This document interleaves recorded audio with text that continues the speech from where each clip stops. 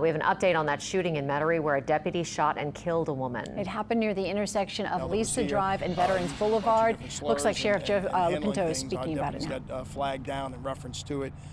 Ended up trying to make a stop on the female further up the block, somewhere around Park Manor.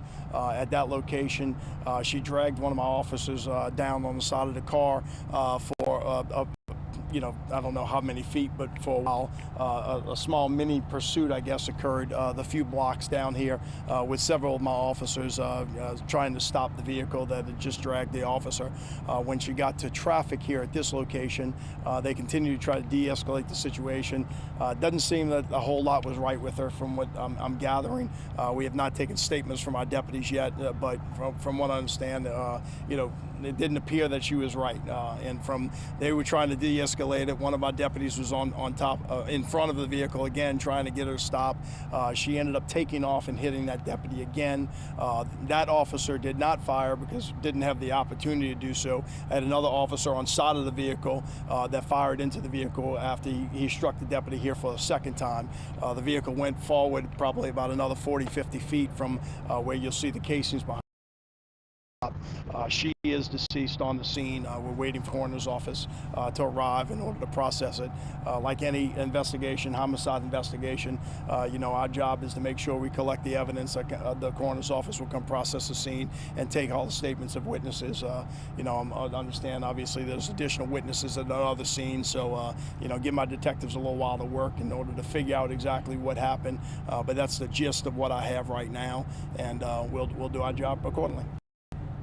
Sheriff, you said this started with a disturbance between the woman and parish workers. I believe they're parish workers, but as I said, that's what I'm told, but I haven't seen them to know that firsthand. So, I don't know what exactly happened, but I think it's parish workers from what I understand. Do you know what the parish workers are doing? Are they clear? I don't. I don't know if they're clear. I don't know. I have a clue. As I said, this has just happened, 30 minutes ago. So I'm sure some of my detectives know what that answer is. I just don't know what that answer is yet. But we will be. How many shots were fired, and what's the status of your injured deputy? Injured deputy, he's going to the hospital, but minor injuries. The one that was hit, but he is going to the hospital to get checked out. Obviously, the shooter deputy was on the side of the vehicle trying to protect his life, so no damage, no injuries to him. We are, when you asked about the casings, I didn't count them. If I had to take a guess, there's probably 8 or 9, shots fired there. But we will, certainly do a magazine check and collect the casings on the scene to get an accurate number. But that's just a guess from me what I saw on the scene. Sheriff, was anyone else in the vehicle with her? No, there was no one else in the vehicle. When deputies arrived, was she still on the scene at Park Manor? I don't.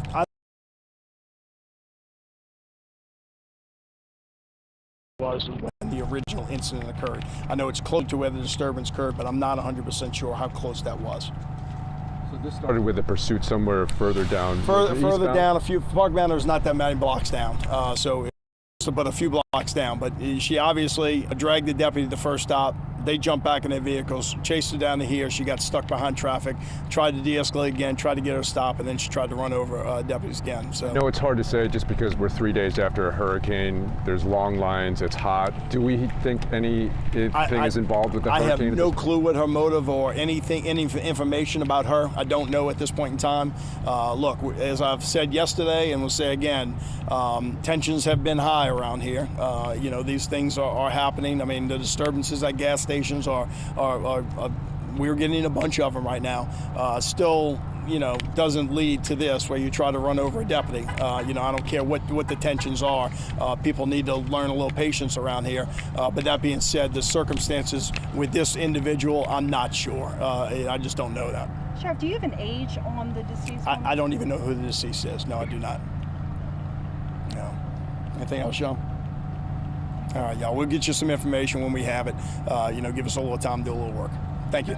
Appreciate it. And there you just had it, Sheriff Joe Lopinto, just recapping and giving us what he knows at this moment.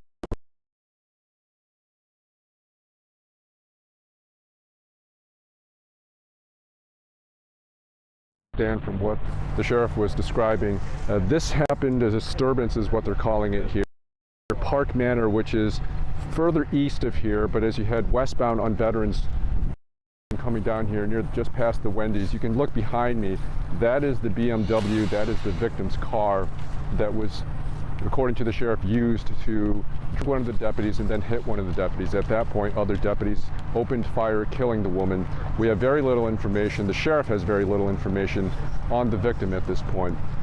At this time, many people, because it's the third day after Hurricane Ida, tend to jump to conclusions of whether that was related to staying in long lines, looting, so on and so forth. The sheriff just, at this point, doesn't have information on that, but he did warn people that at this moment, in these occasions, tensions do run high, and we have to be mindful of our temperament.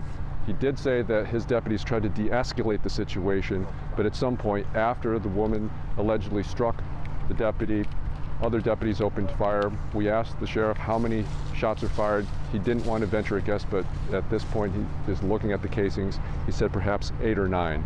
We'll certainly try to get more information on this developing situation, but again, the latest here in Metairie. The driver of that BMW SUV is now dead after a Jefferson Parish deputy opened fire. According to the sheriff, that woman tried to run over one of his deputies. Reporting in Metairie, Tom Trung, Eyewitness News.